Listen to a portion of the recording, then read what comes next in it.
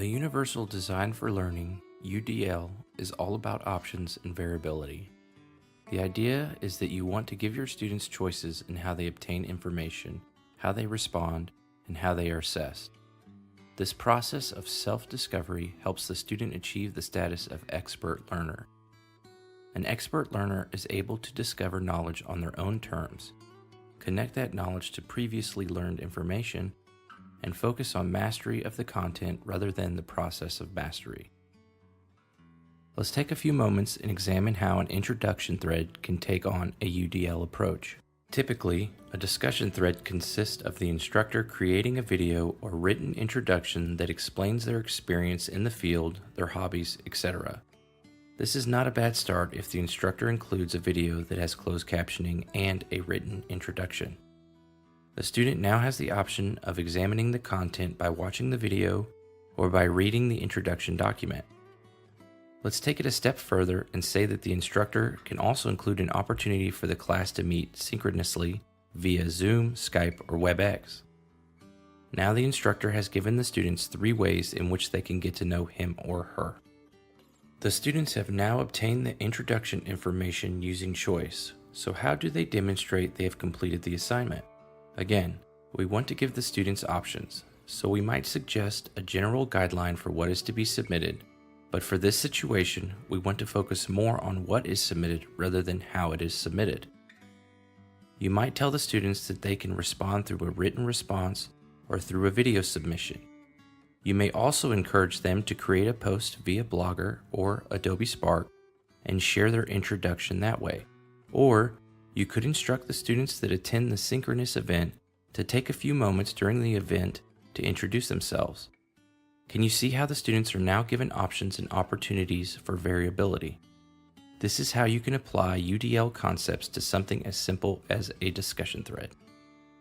There are a couple of key concepts I want to go over to summarize about UDL as it relates to the introduction thread. The first is in discussing what makes a closed caption video so powerful. Let's talk a bit about the history of UDL and how it came to be.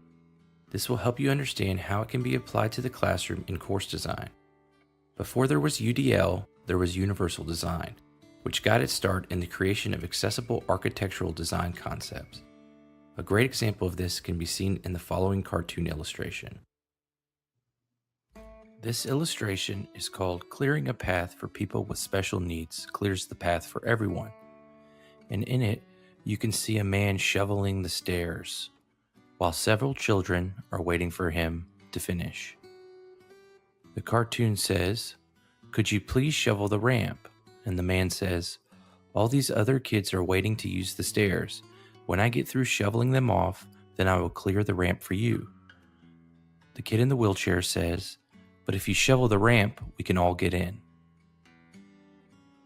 The idea behind universal design is to design something in a way that benefits all. So let's briefly talk about closed captioning videos. A closed caption video helps with accessibility for those that may have a hearing impairment. However, it also helps English language learners and those who have cognitive processing disabilities. Using a closed captioning video is a great example of how a deliverable can provide variability. It should be noted that UDL is not a perfect system and requires more planning than a typical design. I'd like to take a few moments and talk about how to navigate through certain pitfalls that can occur when designing a UDL-inspired course. Creating rubrics for variable assessments can be quite challenging. Depending on the complexity of the assignment, you will have to either create a rubric that can be applied to all submissions, or design multiple rubrics that can measure the successful attainment of the course and module objectives. In asynchronous online courses, many instructors will put together a discussion thread with a rubric that consists of word count, grammar, proper citations, and a numbered amount of responses. It might sound something like this. For this assignment, you must compose a summary of the article. Your summary must include 3 references from our textbook and be properly cited using APA guidelines. The submission must be at least 500 words, and you should provide a substantial response to at least 2 of your peers. Does this sound familiar? The problem here is in focusing more on how the submission will be submitted rather than what is being submitted. In this example, the student will learn how to write 500 words, respond substantially to their peers in APA format, and properly cite 3 resources. This can be a great assignment if the student is meant to learn specifically about APA and citation. But if the student is supposed to master content other than what is mentioned, then they are not making a lot of headway. If the goal of the student is for them to explain the key concepts of a theory, then the assignment should be open to reflecting this mastery. Let's say the objective of the course is that the student will be able to explain the 3 principles of UDL. For this objective, it might be better to recommend that the student find their own sources and to submit either a written document, video presentation, or blog post. The rubric for a variable assessment such as this might look like the following. Amazing job, 3 points. The student was able to demonstrate a clear understanding of the information and the submission reflects an authentic connection made to the theory. Proficient, 2 points. The student was able to superficially demonstrate a connection to the information. However, the connection is lacking clarity. Needs revision, 1 point. The submission should be revised and provide more clarity as it relates to the understanding of the content and theory. In this example, we can see that the focus is more on the content and mastery of the concepts rather than how it is delivered. To summarize about rubrics, the focus should be on mastery of content rather than the means in which the assignment is delivered. Whenever possible, try and simplify the rubric. Another potential issue that can occur in course design is institutional and department mandated goals. For example, the department may require that a research paper must be submitted. In this situation, you are not given too much leeway on the assignment. However, you can still have elements of variability in the assignment by allowing the students to choose the topic they will write about and encouraging them to find both primary and secondary sources. Hi, my name is Derek Dorsett and I'm the instructional designer behind this video. I wanted to give you this video as an overview of the UDL concept and framework and how you can use it in your class.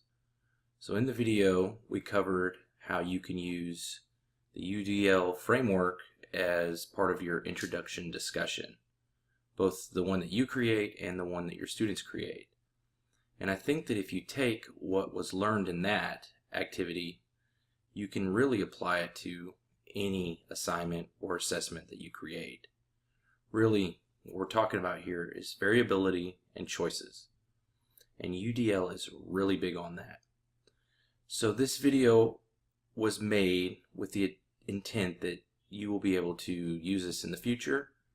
But I want to let you know that as your instructional designer, I'm always here to support you. And I am here to make sure that you create quality content and build awesome courses for your students. I hope that you were able to get a great overview of the UDL via this video.